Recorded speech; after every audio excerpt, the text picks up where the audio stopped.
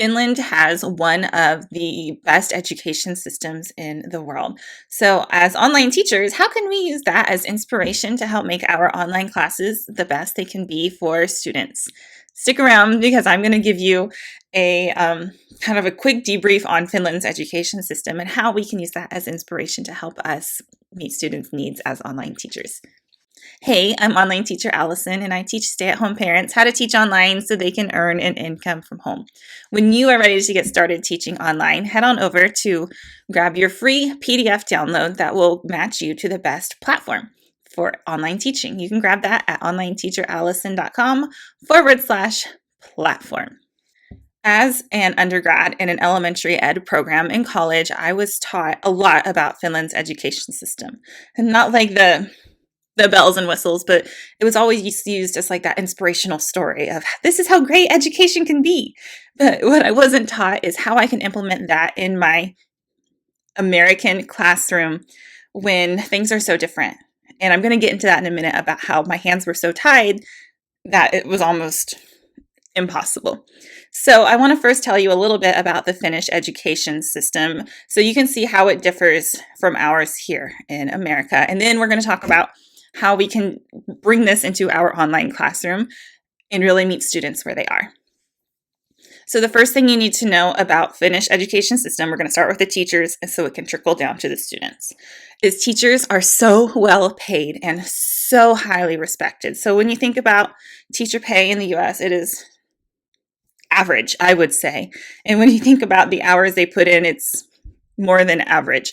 So as on top of being well paid, they are all very highly educated. So every teacher in Finland has their master's degree. Now, I know a lot of teachers in the US have their master's degree, and if they don't have it, they want it. But the US teachers, we have to pay for our master's degree. And then we hope that the bump in the pay scale will help either pay off the student loans or put the money back in our pockets if we pay it out of pocket. So if you've never looked at the pay scale for American teachers, usually it's bachelor's degree, and then you get more per year you've taught or every couple of years.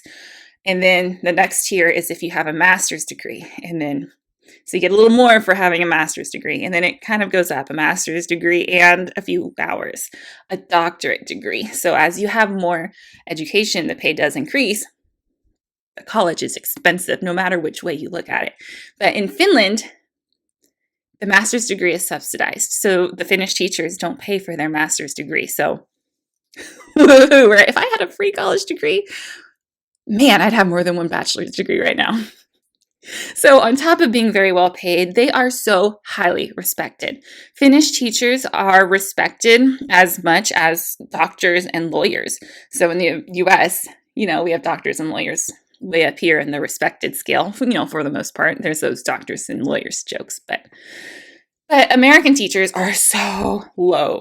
I mean, think about it. I don't want to get into it because that's a whole video in its own, but you can see the difference between the pay, the respect, how people talk about them. And I know there's the off lawyer and the off doctor that gives everyone a bad name. It almost seems like everyone thinks teachers are awful. Just all of them. Instead of just a couple of bad apples, there's a couple of good apples. And I know that's not the case, but at some point in times, that's what it feels like. I'm an outsider looking in now. I'm not in the classroom, but that's how it felt like for me as a teacher inside the classroom.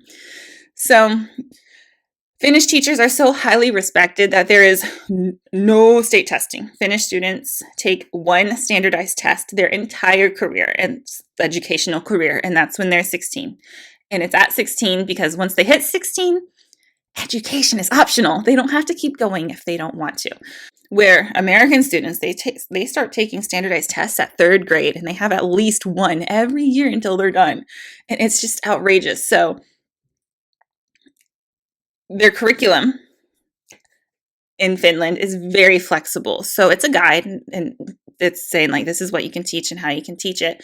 But as the teacher, they have a lot of flexibility to bring in their own style, their own activities. They can really know their students and teach them how their students need to be taught. And here's where it's different from America. So I want to give you a story from my first year of teaching. So my very first year teaching, the curriculum was not flexible. They said it was, but it was not. So I had to follow the curriculum to the crossed T and the dotted I. I had to do this activity. I had to read this story. I had to assess their learning this way. And they said, oh, you have flexibility. If your students need something else, you can pull in something else. I was like, okay, cool. On top of very strict curriculum, we had standardized testing. It was like mock. We treated it like the state test every grading period. And we used that mock state test as our report card, like grade, and our data that we looked at. And in one of those tests, I saw that my students were having trouble summarizing. So what I did, because they were like really low summarizing, it was a struggle, I decided that we're going to take a step back and we're going to get the bare basics of summarization down before we go back to this activity and catch up again. Well, I couldn't do that. I got in trouble for doing that. So it was really hard as a teacher because where Finnish teachers have all of this respect and flexibility and trust from everybody, we did not. Like, I was just really trying to help them, but nobody had that. That was like one of the first things I remember it was like October, November, like we had been with each other for a while and I kind of knew what they needed and where we needed to go. And it was a big old thing. So when you think about that, it is very different. So I came in with all these dreams and aspirations fresh out of college of how I wanted to be so student-centered. And I really wanted to listen to my kids. But when I got there, I couldn't because my hands were tied. I got in trouble. So let's back up. So when you think about breaks for American students, they usually have a snack break, but a lot of times they're working through it. And then they have recess. And then they have lunch. And with lunch, they usually have recess connected to it. That's like 2 true breaks a day for little kids.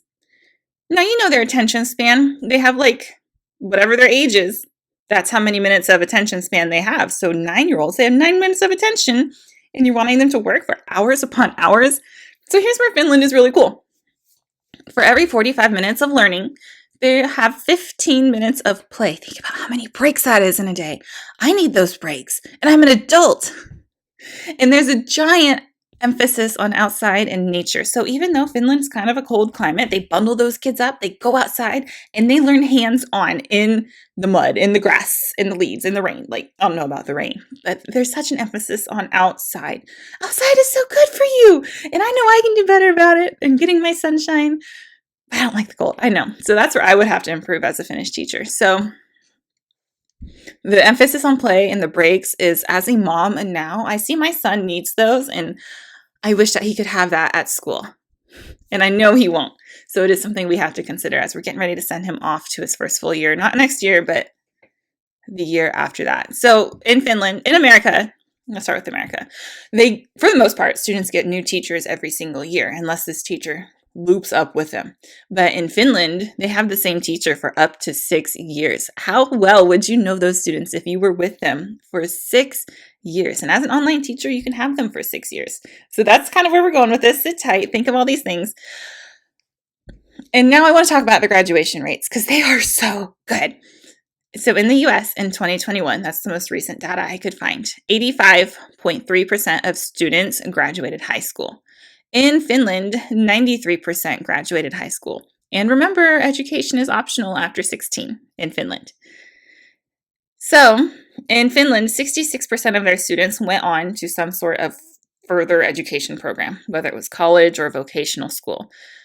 In America, 61.8% enrolled in college in 2021, and just under 16% enrolled in some sort of vocational schooling. And we can talk about the difference in college and vocational jobs in a whole nother video, but think about that. So the graduation rates are really good and the higher education rates are really good in Finland as well. So that's just kind of the bare bones of the Finland education program. I can go on and on about this, but I want to stop and kind of tie this into online education. So as online educators, your hands are not tied. So even if the curriculum is provided for you, there is so much flexibility in these companies and platforms that you can bring in what your student needs. And if you want to be that teacher that allows all the breaks and allows the outside time, then you're probably looking at an online teacher marketplace. So as you are preparing your lessons, whether they are pre-made or not, you still do have to at least see what you're teaching. I want you to think about how you can make it student-based. And the first couple times you have a student, you might be learning them, and that's okay. That's part of being an online teacher. But as you get going, you're really going to learn the student and what they need help with. So I had a student when I was teaching VIP Kid. Her pronunciation was just, whoa, she needed a lot of help. And she was working through the lesson. She was getting up there, but her pronunciation still needed so much help. So I knew, and she was little, so that was some of it too. I knew every class that I would have to spend time with pronunciation help. So one way I like to kind of bring in play was I had her stand up and we made like movements. So if we were working on O, we would make like big O's with our hands, and I would practice it with her mouth. Oh, oh, and ooh, ooh. So we kind of, we kind of made those noises with our body parts, because when you think about how you make letter sounds within the mouth, the tongue hits in different places and your lips do different things. And I tried to mimic that as best I could with her body, and we kind of made it a game. So if we were talking about the ooh sound, the o, that makes actually two sounds I learned. Like balloon, we would go ooh, ooh. And then if we're talking about like the a sound, ah, ah.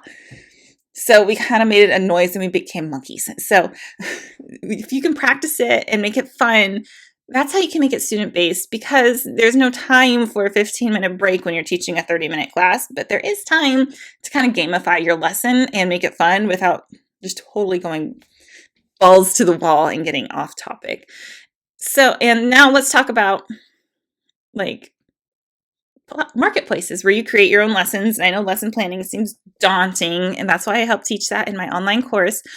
But those are things you can plan into your online lessons. You can plan in breaks. If you're learning body parts, you can say, Simon says, touch your eyes, touch your ears. So they're still practicing, but they're getting game time. And you can also bring your lessons outside. If you don't even have to teach English. You can teach whatever in online marketplaces. So you can teach about erosion, and you can have your students go outside and find erosion, especially if you're teaching adults and they have more freedom to like go places. But if you are teaching little kids, mention it a few classes before and let the grown-ups know that you're going to be doing this. When I was in college, we had to make a science video. When my science class, she was actually one of my favorite teachers. She's like such an inspiration for science to me. I still have all of my materials. I remember we had to make a video about like a science topic. And so I went and I found weathering and erosion just in my backyard. And we made that sort of video. And something like that, you can have them point those things out. Like I can look out my window right now and I can see like dandelions, so I could talk about the life cycle of a flower. I can like keep watching it and taking pictures every day so I can see when it's closed up and when it's open. And it's spring, so we're working on those weeds. So as an online teacher, you do have so much freedom to cater your lessons to your students, whereas a classroom teacher, it's hit or miss. It depends on your administration. It depends on your district. It just depends. So I want you to take all of these things and kind of just keep it in the back of your mind. I want you to think about, what do my students need and how can I make this fun for my students so that I am the best teacher they need me to be? Because online education, for the most part, is optional. They're either in it because 1, they need extra help, 2, they are homeschooled, or 3, the standard education system isn't giving them what they need. So don't feel like you have to mimic the classroom, because you're not the classroom. You don't have to be the classroom. So don't. So this is why I love online teaching, because I don't have to be the classroom. I can be what the students need me to be. So I hope that was kind of inspirational. Let me know if you have any questions on this. I am happy to give you more information and research on this, because honestly, if I had to move anywhere, Finland might be one of them. I have to go get my master's degree, but that's okay. I have a new video every week, but while you're waiting, make sure you check out my online teaching application secrets so that when you are ready to apply, you know what they are looking for. This really goes across the board. It was made with ESL in mind, but it's great for really across the board. All right, I've got it linked here for you. I will see you next week, and I hope you have the greatest week ever, and we'll chat soon. Bye.